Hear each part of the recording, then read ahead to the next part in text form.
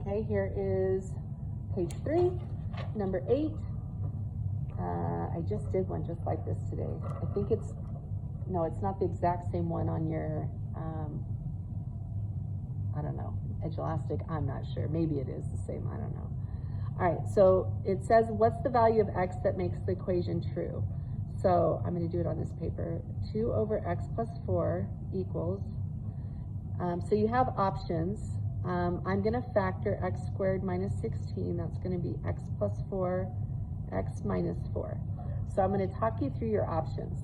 When we learned these back around November, I had you guys get a common denominator and then ignore the denominators because it's an equation. And then you just have to deal with the numerators.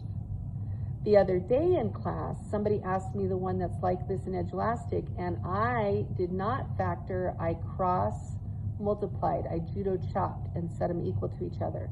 That works also. If this is multiple choice and there's a list of answer choices, you can plug in and work backwards and see which one works.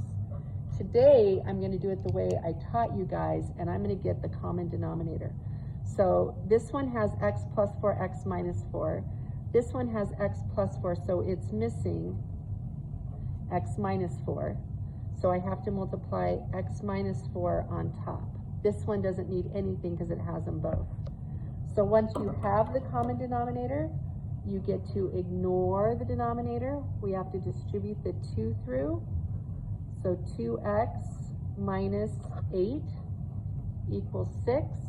And then it's super easy, a little middle school math. Add the 8 over. 6 plus 8 is 14, and divide by 2. And x equals 7, but we need to check it. If we put 7 up here, 7 plus 4 is 11. So this would be 2 over 11. If I plug a 7 in here, that's 7 squared, which is 49 minus 16.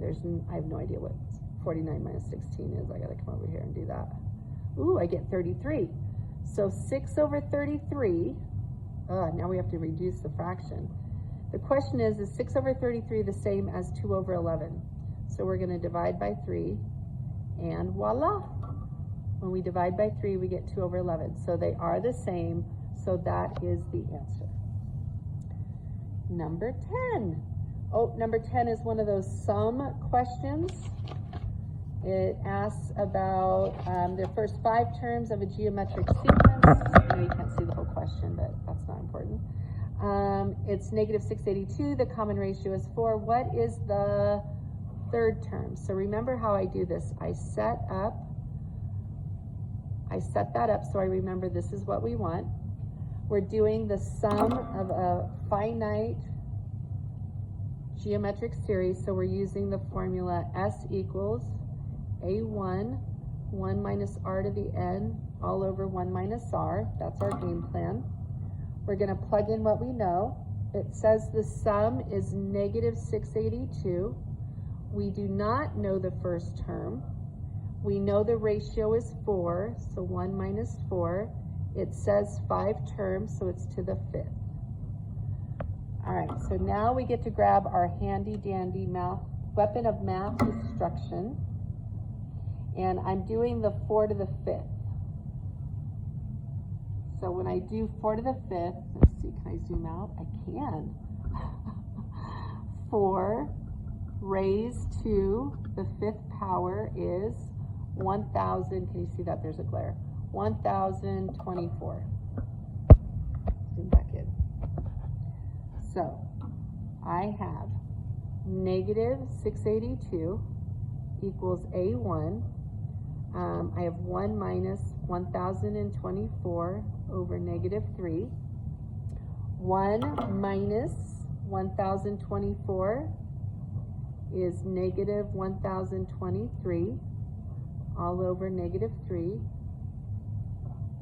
Again, I'm going to go to my calculator. I'm going to do negative 1,023 divided by negative 3. It comes out perfect. It's a positive 341. And then middle school math, we're going to divide that 341 over. Use our weapon of math destruction. And we get a negative 2. But that is not our answer. That is the first term that goes right here. And we have to find the third term. Remember, this was a geometric, so we're multiplying. The common ratio was 4. Negative 2 times 4 is negative 8. Negative 8 times 4 is a negative 32. That would be your answer. And number 12. I need more paper. I'm going to turn this one sideways. Number 12 gives us the zeros, and we have to work backwards to get the cubic polynomial. Now, honestly, you guys should be good at this, but I know it's been a while, so let's see how we do.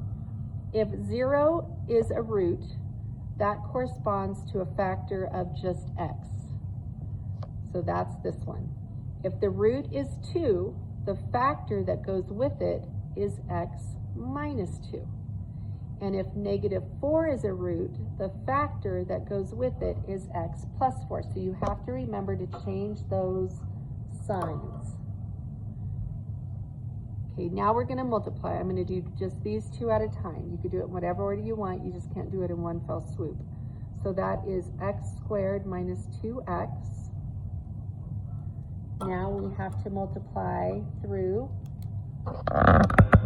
by these two. So that's going to be x cubed. X squared times 4 is 4x squared. I like to stack my terms with like terms. So negative 2x times x is negative 2x squared. I'm going to stack it there. And a negative 8x. So now I can add them together. X cubed doesn't have anything. 4x squared minus 2x squared is a positive 2x squared with a negative 8x. So that is our answer.